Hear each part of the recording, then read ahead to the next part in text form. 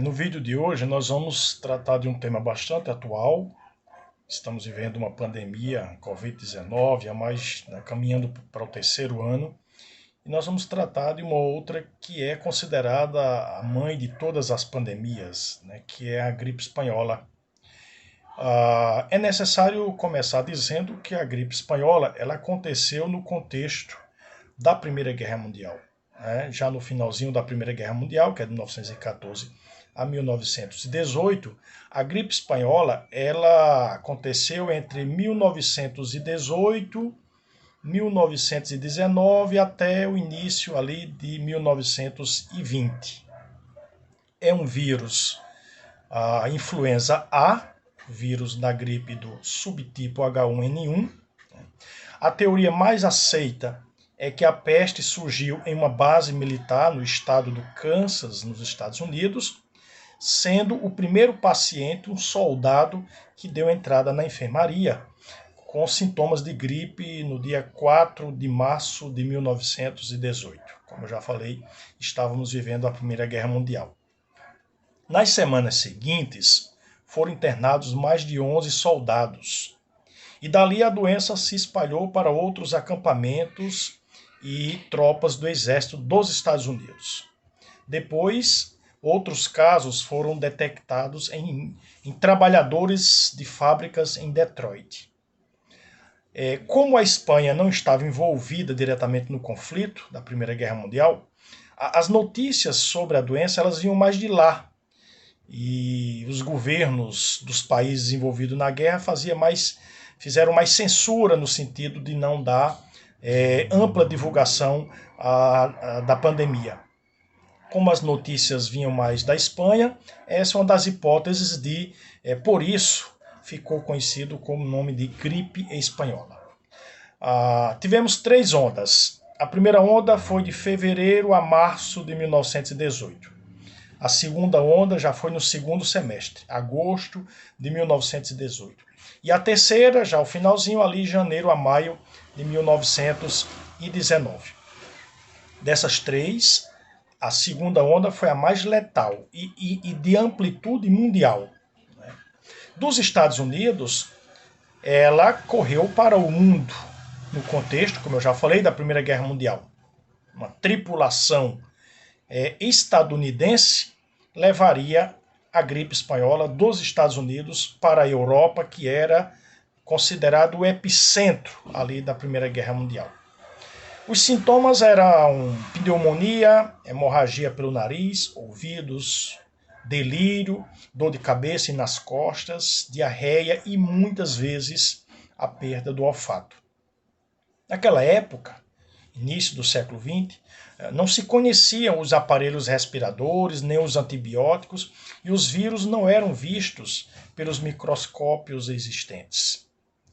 Recomendava-se, as recomendações médicas, as recomendações da ciência, o uso do álcool, o vinagre, a máscara e o distanciamento social. Um pouco parecido com as recomendações atuais, no primeiro momento da pandemia. E naquele momento teve que se improvisar bastante hospitais e leitos para atender pacientes. No Brasil, a gripe espanhola ela começa com uma missão médica. Lembrar que o Brasil entrou na Primeira Guerra Mundial enviando uma missão médica para Paris, no governo do presidente Venceslau Braz.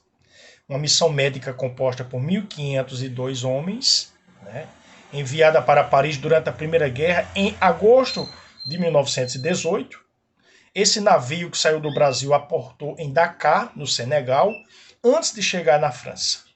E ali, já em Dakar, no Senegal, 70 marinheiros foram infectados. Dos cerca de 1.200 homens nos 6 navios, 1.000 adoeceram e centenas morreram entre 11 e 18 de setembro. De 1918. E a notícia demorou 15 dias para chegar ao Brasil. Agora, como foi que a gripe espanhola chegou no Brasil? Ela chegou no Brasil a partir do desembarque de um navio inglês, o Demerara, procedente de Liverpool, que aportou em Recife no dia 9 de setembro de 1918. Depois de Recife, o navio ainda faria 3 escalas fatais, com contaminações em Salvador, Rio de Janeiro e, por fim, no Porto de Santos. As mortes no Brasil chegaram à marca de 35 mil vítimas. Lembrar que a população era muitíssima menor do que hoje. O cientista Carlos Chagas foi escolhido para comandar o combate à pandemia e conseguiu instalar 5 hospitais emergenciais e 27 postos de atendimento. Lembrar que no começo do século XX não existia uma política de saúde pública que atendesse a maioria da população brasileira. A saúde médica, a medicina, era restrito a uma fração da classe dominante brasileira.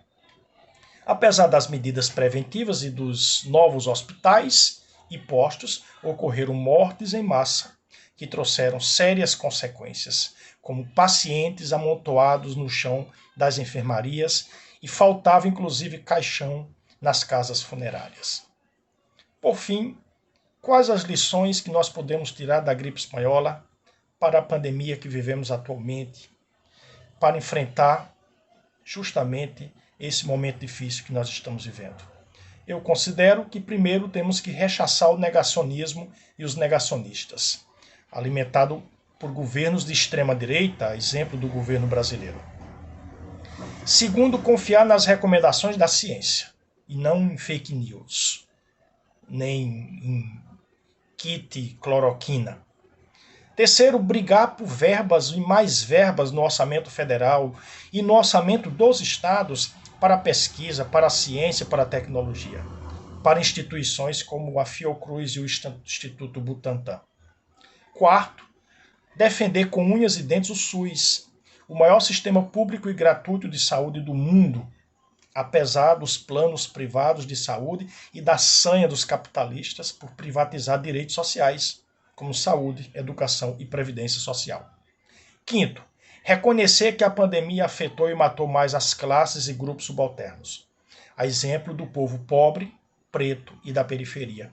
Por isso, lutar por uma outra sociedade mais justa e igualitária se faz cada vez mais urgente e necessário.